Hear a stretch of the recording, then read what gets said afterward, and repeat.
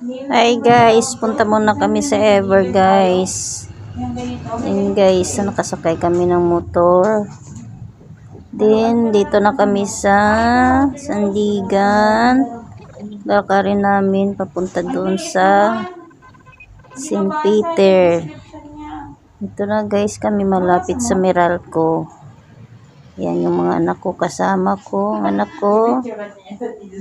Lakad lang kami guys, sobrang init, wala kaming payong dala.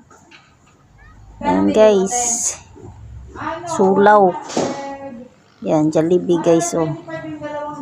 Yan, so lakad kami papunta sa ano guys, St. Peter. Yan yung mga anak ko, kasama ko. Ito guys, oh, may nagbubula dyan guys, oh. Tapos ito na kami guys sa St. Peter. Bibili muna kami dyan ng kandila. Yan. Daming tao dito. Daming tao. Dito na kami guys. Bababa na kami guys. Punta kami doon sa krimit ng aking pamangkin. Yan, lakad. Dandahan lang, yung anak ko nakasandal kaya yan, hirap lakad. Yan, sandal pa more.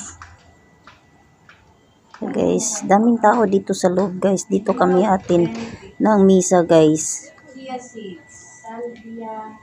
Yan, dito na kami sa loob guys. Dito na yung pamangkin ko guys. Ayan, dito kami magsindi guys. Ayan, yung pamangkin ko dyan siya inilagay. Ayan. Tapos yung anak ko guys, may dala na talagang lighter sa wallet. Ayan, kaming tatlo lang, wala si ate. So dito guys, atin na kami ng misa. Misa sa mga kaluluwa. Lagi ditong may misa guys pag undas. Ayan.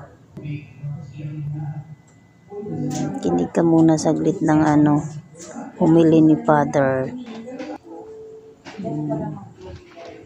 Then after ng misa, yan, nakita ko yung mga kapitbahay namin dati guys. Andyan sila. Yan, sindi din sila ng kandila guys. Dito guys, nagpamisa ako guys sa mga mahal ko sa buhay. Ayan. And then after guys, akyat na kami. Ayan. Ito na kami guys. Bye bye na sa St. Peter guys.